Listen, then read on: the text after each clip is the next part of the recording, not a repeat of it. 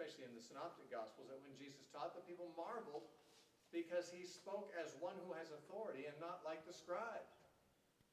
The scribes didn't speak as if they had any authority. A man who did would be unusually brazen. He'd be seeking his own glory. He'd be elevating himself above the rabbis before him. And Jesus said, anyone who speaks on his own authority is seeking his own exaltation. He's seeking his own glory, which is something that is not considered to be a good or a humble thing to do. And Jesus is therefore saying, I also not speaking from my own authority either. You might think I am because I'm not quoting any rabbis. I'll tell you who I'm quoting God. The teaching I'm giving is not my own. It's not on my own authority. I'm not making this up. I'm not really being original at all. I'm just giving you the teaching my Father has given me. I'm not seeking my own glory or speaking from myself. He says, he who seeks the glory of the one who sent him is true, and no unrighteousness is in him. That is, no one can really find fault with somebody who's just repeating what he was told to say by someone that he's subject to. A messenger who just brings a message from his master or whatever, or a son who brings a message from his father on an errand from someone in authority over him, that person, if you don't like his message, it's really not him that you blame. He's not, there's nothing wrong with him. There's no unrighteousness in him. You don't like his message, blame the one who sent him. And so he's saying, don't criticize me for what I'm saying. What I'm saying is what my Father says. Now, of course, lots of people could say that they're speaking from God when they're not. That's why he said, you need to be one of those who is willing to do what God wants. And then God will let you know if this is true what I'm saying, that this is what God is saying, rather than just me. Did not Moses give you the law? And yet none of you keeps the law.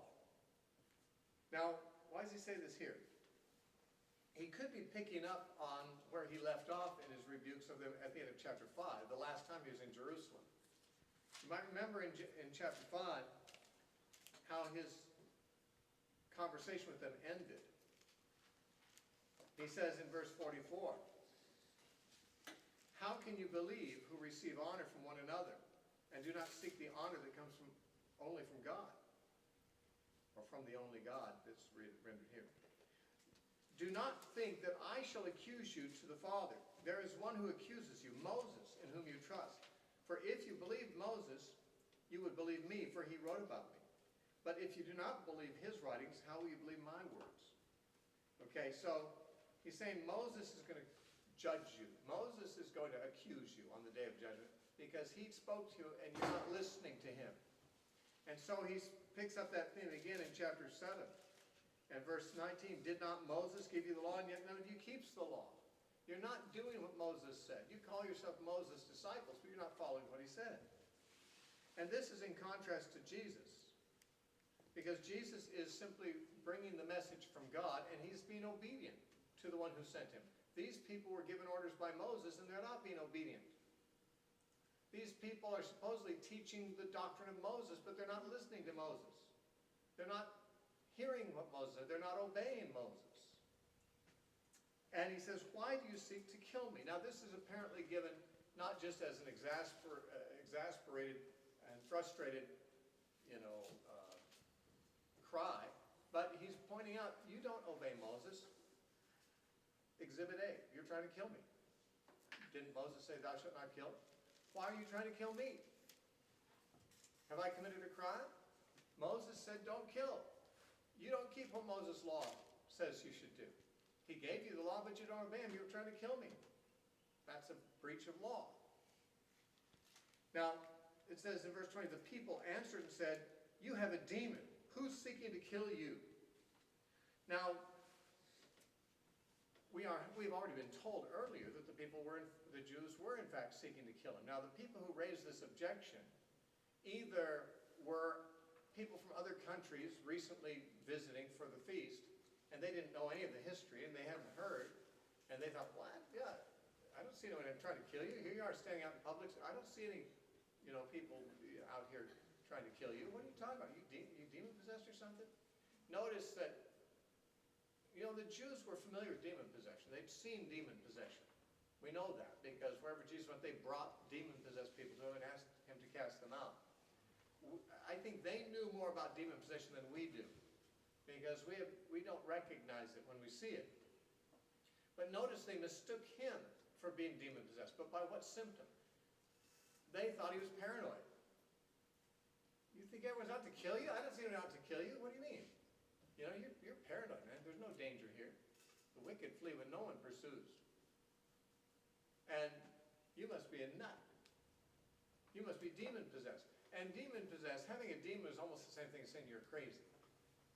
Because in those days, crazy was recognized as demonic. When you're crazy, it's because you were demonized. And being paranoid was a form of crazy. So they're saying you're paranoid. No one's seeking to kill you. Now, again, the people who said this might well be the people who really didn't know there was a plot on his life. But some people knew. For example, you'll see this in verse 25. Some of them from Jerusalem said, "Is this not he whom they seek to kill?" But these were the people from Jerusalem. They were insiders. They knew the buzz on the street. Probably the ones who were saying, "Who's seeking to kill you?" were people who were not Jerusalemites. They didn't know what was going on locally. They were just there for the feast, and they see this guy talking. He's talking publicly in the temple. No one's trying to kill him. And they're saying, why does he say people are trying to kill him? It's also possible, of course, that the people who say you have a demon who's seeking to kill you were actually people who knew very well and might have even been involved. Might have even been the people who were seeking to kill him, as he said. But they were trying to cover it up, and they didn't like being accused just right there in public. So they act like it's not true. But I suspect, since verse 25 mentions the people who were from Jerusalem, saying this is the one they seek to kill, and we're not told where the people are from in verse 20 that he's talking to, that it may be people who were not from Jerusalem and therefore really were ignorant. But this is one of the many things we find in this chapter where the people are divided. Some say they're trying to kill this man. Others say, no one's trying to kill this man. We'll see other examples as we read through the chapter. People having different opinions. We already saw one in verse 12. Some said he's good. Others said, no, he's deceiving the people. These are the divisions that were being caused about him. Verse 21, Jesus answered and said to them, I did one work and you all marvel. He's referring in this case back to chapter 5, where he healed the man who was at the pool of Bethesda. Moses therefore gave you circumcision, not that it is from Moses, but from the fathers. And you circumcise a man on the Sabbath. If a man receives circumcision on the Sabbath so that the law of Moses should not be broken, are you angry with me because I made a man completely well on the Sabbath? Do not judge according to appearance, but judge with righteous judgment. Now, the point he's making here is this, that even among the rabbis, it was agreed that some things are more important than keeping Sabbath. One of those things was circumcision. This was an agreed hierarchy of responsibilities that the rabbis had acknowledged. For example, in the Mishnah, in the tractate Shabbat, it says, they may perform on the Sabbath all things needful for circumcision. Now that's in the tractate about what things can be and cannot be done on the Sabbath, in the Mishnah, which is, of course, the rabbinic law. And the reason for this was that the law stated that a baby must be circumcised, a male baby, on the 8th day after his birth. Now, since babies are born every day of the week, there's going to be a certain number of babies born on days where the 8th day will be a Sabbath day, will be on Saturday. And so the question then is, well, the rabbi would normally do the circumcision, but it's the Sabbath. He's not supposed to do his regular work. He's been doing circumcisions all week long. Should he stop doing that on the Sabbath? What takes precedence? Observing the Sabbath or doing the circumcision on the 8th day? Couldn't they wait to the next day to do the circumcision? Well, the rabbis had agreed, no, the circumcision is not as important. Sabbath is not as important as circumcision. Circumcision is essential on the 8th day. So, they had said, they may perform on the Sabbath all things needful for circumcision. Rabbi Jose, who's also quoted in the Mishnah, said, great is circumcision, which overrides even the rigor of the Sabbath. So, Jesus is simply stating what the rabbis agreed upon. He says, you will circumcise people on the Sabbath. Now he said, Moses therefore gave you circumcision, then in parentheses, not that it was from Moses but the fathers. What he means by that is, Moses included circumcision as a requirement in the law, but it had been with Israel before the law. It was originally given to Israel through Abraham, to Abraham. God commanded Abraham to circumcise himself and all the men of his family and household, and that all his descendants should be circumcised also. That was in Genesis 17. So Jesus said it wasn't really Moses who gave you circumcision. The fathers long before him did it, but it was nonetheless the case that Moses did give it as a law. When he gave the law, it was in there. And he says, therefore, you will circumcise a man to obey Moses, even if you have to break the Sabbath. But he says, you see, you yourselves recognize some things take precedence over Sabbath keeping. In another place, in Matthew 12, he pointed out to them that the priests offering sacrifices on the Sabbath also are doing the same thing. Their work is not ended on the Sabbath day. They don't stop on the Sabbath. They offer their sacrifices on the Sabbath as on other days. So there were things that were more important than Sabbath keeping. And he's saying, now you will allow a priest to circumcise a baby on the Sabbath, but you won't allow me to make a man completely well on the Sabbath? He's talking about the man that he healed at the pool there, for which he had received great criticism, and even they had wanted to kill him for it. And he says, don't judge according to appearance, but judge with righteous judgment. Now that statement, don't judge according to appearance, is a good rule in any case, but I've often wondered, what does he refer to here in this context?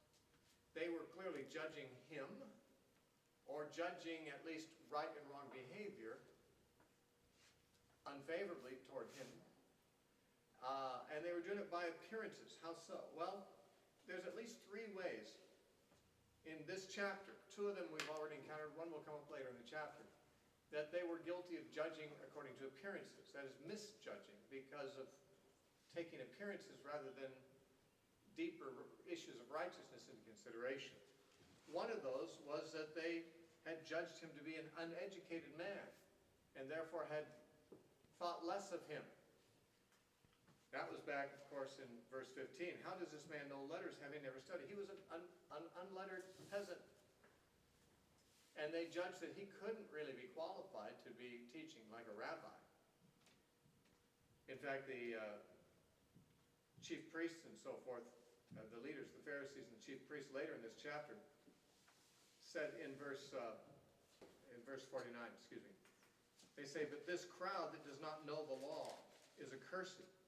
The scholars of the law thought that everyone who didn't have special training like them were accursed because they didn't know all the rabbinic law, and therefore they were continually, inadvertently violating it, and therefore lived continually under the curse. In fact, even Hillel, the great rabbi of the generation before Jesus, had said, there are no pious, ordinary people. Because an ordinary person was someone who had not studied as the Pharisees had to know all the rules, and therefore ordinary people were continually breaking rules that the Pharisees would keep. And so they believed that everybody who was not specially trained was living in sin and was, unqualified to speak for God. And yet Jesus was recognized as an untrained man. Later on in the book of Acts, the Sanhedrin had John and Peter standing before them, and it says they noted that they were unschooled men. And so Jesus and his disciples all had neglected to get rabbinic training, although the disciples, of course, had been trained by Jesus, the best teacher of all. But one way they were judging according to appearance was judging by the outward circumstance of a man being educated or not educated. And they were missing the point that he could be speaking from God, even if he was not an educated man. God can speak through the uneducated too. They also judged that Jesus was a bad man because they figured he was a breaker of the Sabbath. That's the main issue that even Jesus is discussing in the immediate context.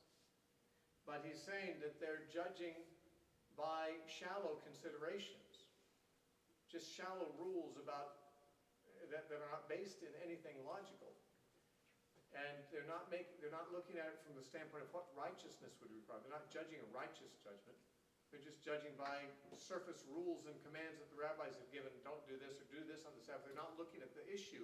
They're not looking at case-by-case instances where this man, they say, has broken the Sabbath, but he's healed a man. Isn't that more something that we should rejoice in? Isn't that a righteous thing to do? So they were not judging according to righteousness or righteous judgment, but according to appearance. They also judged him to be a Galilean and rejected his claims on that basis. We see that, for example, in verse 41. Others said, "This is the Christ." But some said, "Will the Christ come out of Galilee?" And even the Pharisees said in verse 52, "No prophet has arisen out of Galilee." And they misjudged him. Well, for one thing, he wasn't from Galilee. They thought he was. He was Jesus of Nazareth, as far as they were concerned, because he grew up in Nazareth of Galilee. Even another Galilean had said, "Can any good thing come out of Nazareth?" But the Messiah should come out of Bethlehem, they said. And they didn't realize he had. So they misjudged on that. They thought he was a Galilean. They're judging by external things that aren't the things they should be judging by. Now, notice that he says, "Do not judge." These words at the beginning of verse 24 are the same as the beginning words of Matthew 7:1. Judge not. Do not judge. But in Matthew 7:1 he says, "Judge not that you be not judged." And many people just take that as an absolute statement. Oh, Christians really shouldn't judge. Well, they don't look at this verse where he says, "Judge not according to appearance, but judge." Judge with righteous judgment. There is not a blanket forbidding of making all judgments. You would have to be an amoral being. You'd have to become a plant or an animal to not make judgments. Because moral beings always have to make judgments about things. Always have to decide some things are right and some are wrong. If only to govern their own behavior. But once one has made such judgments that some things are right and wrong, they recognize right and wrong when other people do it too. There's nothing wrong with that. But you have to make sure that what you're calling right and wrong are really what is right and wrong, rather than misjudgments. We're not really forbidden to judge. We're just forbidden to judge certain ways. And we're forbidden to judge surface judgments because we make a miscalculation in those cases. Remember when Jesus said in Matthew chapter 12 to the Pharisees, "If you had gone and learned what this means, 'I will have mercy and not sacrifice,' you would not have condemned the guiltless." You made a judgment and you misjudged. You condemned these people, but they were guiltless. And that, you know why? Because you were thinking only about surface ritual things, and these people were in fact violating your rituals, but you weren't thinking of righteousness. You weren't thinking of what God cares about. He will have mercy rather than sacrifice. And if you had known that, he said, you would not have made this miscalculation, this false judgment you've made. That's, of course, Matthew 12:7. Matthew 12:7. So we must make judgments, but we're not to make judgments based on shallow considerations. Surface considerations, we have to really look deeper before we make a judgment. Actually, a lot of people that we would judge, just walking down the street and seeing someone, a derelict on the street, we might be inclined to make a critical judgment of that person. And no doubt, that person has made some bad choices, or he wouldn't be there. But we don't know what led to those bad choices. We don't know what that person's background is. We might find that if we could see as much as God could see, that he's less guilty of making the bad choices he's made than we are of making the bad choices we've made. Because he's had more pressures than we've had in his life. He's had less input from godly influences than we have. We've had all kinds of benefits he may not have. That's why we really can't judge. Remember, Jesus said, it'll be more tolerable for Sodom and Gomorrah on the day of judgment than for Capernaum. Well, why? Capernaum wasn't, raping every male guest that came to town. Why wouldn't they get a better judgment than Sodom and Gomorrah that were totally given over to immorality? He said it's going to be more tolerable for Sodom and Gomorrah in the day of judgment than for Capernaum. That means Sodom and Gomorrah are going to get a lighter sentence, but they were worse people. The society was more corrupt. Why would they be judged lighter? Well, Jesus said, I'll tell you why. Because if the works that were done in you, Capernaum, had been done in Sodom and Gomorrah, they would have repented. That is, you've had a lot more light. You've had a lot more benefit. God has done miracles among you, and I preached among you, and you've rejected it. They never had those benefits. So you would judge them more severely than you judge Capernaum. But God will judge Capernaum more severely than Sodom and Gomorrah. And how might this be true in individual cases too? People that we would look down on as people who've ruined their lives by making evil and stupid choices, and we haven't done that. We're more righteous than they are. Well, on the surface. But only God knows.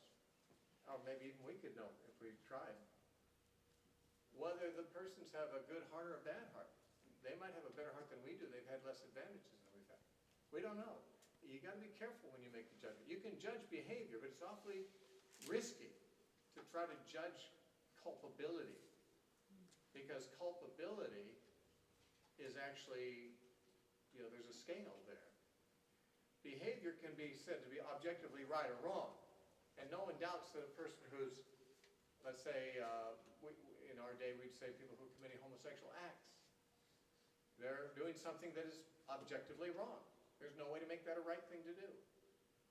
But they may be struggling against drives that they've had since their childhood, and they may be striving harder against those than we're striving against the temptations we have.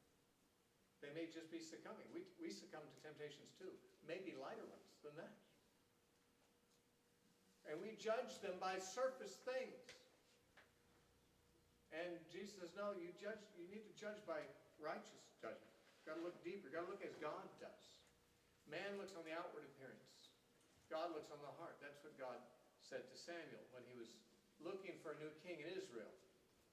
And he went to the house of Jesse, and Eliab, the oldest son, came, and he was handsome and tall and strong. And Samuel's first impression was, wow, this is certainly the right guy to be the king.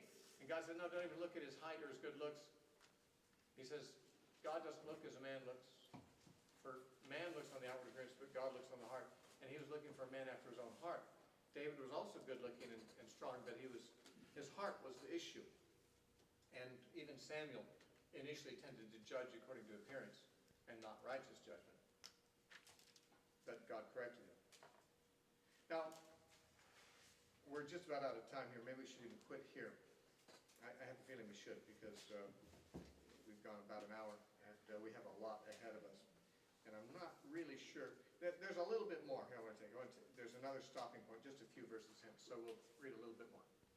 Then some of them from Jerusalem said, this is verse 25, is this not he whom they seek to kill? But look, he speaks boldly, and they say nothing to him. Do the rulers know indeed that this is truly the Christ? However, we know where this man is from. But when the Christ comes, no one knows where he is from. Now notice this is another point of division. The Jews had different opinions about the Messiah and his origins. Here they're saying, when the Messiah comes, he's just going to pop up out of nowhere. No one will know where it came from. But over in verse 42, another group are saying, has not the Scripture said that the Christ comes from the seed of David, from his own town of Bethlehem, where David was? So some of them were a little better educated from Scripture. In Micah 5:2, it says the Messiah will come from Bethlehem, and some people knew that. Others had apparently a rabbinic tradition that the Messiah is just going to appear out of nowhere. Now, when they said, we know where this man is from, I don't know where they thought he was from, because they're usually wrong. Even the ones who knew the Messiah is supposed to come from Bethlehem didn't know that he was from Bethlehem. They said, he's a Galilean. He can't be the Messiah. The Messiah is supposed to come from Bethlehem. Well, duh, he was from Bethlehem. But they didn't know that. So the people said, we know where he's from. They probably thought he was from Galilee. But the main thing that was their objection in verse 27 is that their particular view, which was not universally held among the Jews, apparently, was the Messiah is just going to show up from nowhere. Then Jesus cried out as he taught in the temple, saying, you both know me and you know where I'm from. Now, by the way, some translations put a question mark at the end of that. So, in other words, he's speaking it ironically. Like, you say you know me? You know me and you know where I'm from? Do you? You think so? So I don't know if a question mark belongs there or not, but in the Greek there's no punctuation. So it could be question mark or a statement. But in any case, he said, and I have not come of myself, but he who sent me is true, whom you do not know. Now, you might know where I'm from, but you don't know who sent me. That's what he is at least saying that. You might know, or you might think you know where I'm from. But whether you do or not, that's not as important as who sent me. And you're not receiving him. You don't know him. But I know him, for I am from him, and he sent me. Then they sought to take him, but no one laid hand on him, because his hour had not yet come. And many of the people believed in him, and said, when the Christ comes, will he do more signs than these, which this man has done? Now, there are actually no Old Testament scriptures that talk specifically about the Messiah working signs and wonders. Although there are some passages about the Messianic age, like Isaiah 35, that talk about how the blind will see and the lame will leap and the deaf will hear and the dumb will speak and so forth. It doesn't say that those will be wrought by the Messiah, but they are said to be things that take place during the Messianic kingdom age. And of course, could well imply that the Messiah will be the one doing those miracles. At least when John the Baptist sent messengers to Jesus from prison and said, are you the Messiah or not? Essentially is what he said. He said, are you the one who's coming, or do we look for another? Jesus would go back and tell John what you see. The blind see, the deaf hear, the lame are walking, and blessed is he who's not offended by me. He was actually alluding to Isaiah 35, but in the Messianic age, these kinds of things will be happening. So maybe some of the rabbis had taken stuff like that and extrapolated that the Messiah will work signs, or at least there will be signs ushering in the age of the Messiah. And so when the Messiah comes, is he going to do more than this man has done? In other words, they're saying, what more are we looking for here? Which is perhaps a good question we could close on tonight. The skeptic really ought to ask, or be asked, what exactly more are you looking for? What would it take to believe in Jesus? What would God have to do? What would the Messiah have to do?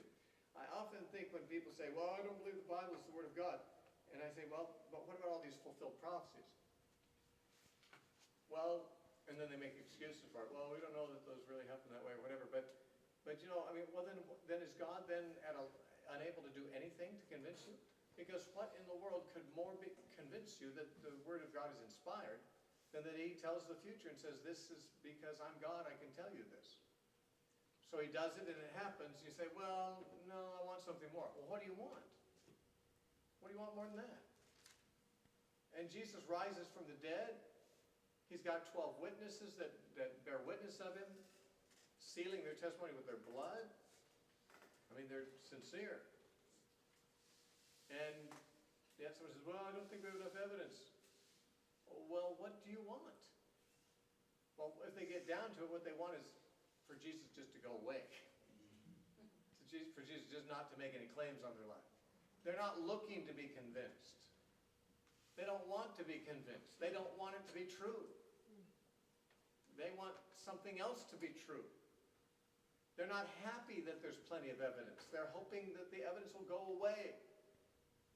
You see, these are not people who are seeking truth. These are people who are seeking their own agendas. And the truth just kind of interferes with what they want to do with their lives. And so the question, when the Messiah comes, will he do more signs than this? Good question. What more could he do? He raised the dead. He walked on the water. He healed every kind of sickness, opened the eyes of the blind. What would you want a man to do to convince you? And yet there were many Jews who had seen these things happen, and they still were not convinced. Why? Because they weren't looking for better evidence, for better miracles. They weren't looking for more proof. They were looking for ways to explain it away so that it wouldn't be true. This is what Jesus said in John chapter 3. This is the condemnation, that light has come to the world, and men love the darkness rather than light because their deeds were evil. They weren't looking for light. They weren't looking for truth. They didn't want to know. They weren't happy about the fact that Jesus came and revealed to them. Jesus said to the Pharisees, If you were blind, you'd be without sin. But you see, and therefore your sin remains. You don't have too little light. You've got plenty of light. And that's why you're responsible. That's why you're guilty. Because light is not what you want. Knowing whether Jesus really is the Messiah or not is not what they wanted. They weren't saying, well, we just need a little more evidence. No, they would have loved to have a lot less evidence than what they had. Because the evidence was pointing in a direction that was a conclusion they were not willing to accept. And frankly, a lot of people who are not Christians are in exactly that same position today. They keep saying, there's not enough evidence. Extraordinary claims require extraordinary evidence. Well, we have extraordinary evidence, equal to the extraordinariness of the claims. But if you ask them, what would you really like to have? I mean, I've asked atheists this in debate. I said, okay, of the things that God has done to make himself known to you, none of them are, none of them do anything for you. So what would it take for God to convince you? And they always say the same thing. Well, let him ride across the sky, I'm God, or let him just appear here before me. And I say, well, you're not being honest. You wouldn't believe even then. You would say it's a holographic image. You would say it's a hallucination. You would give it any kind of natural explanation. Like when God spoke from heaven in John 12, and some said it thundered. Others said an angel spoke. Some were willing to give it a supernatural explanation, but not God, just an angel. Others weren't even willing to give it a supernatural explanation. They hear the voice of God and say, oh, that was just thunder. Just natural. There is no supernatural. That can be explained. And you know that people are committed to unbelief. No amount of proof is going to convince them. If anyone is willing to do his will, then they will know, Jesus said. It's not how convinced the mind has become. It's how willing the heart is to receive it. Because a person who's got a willing heart will see there's more than enough evidence has been given.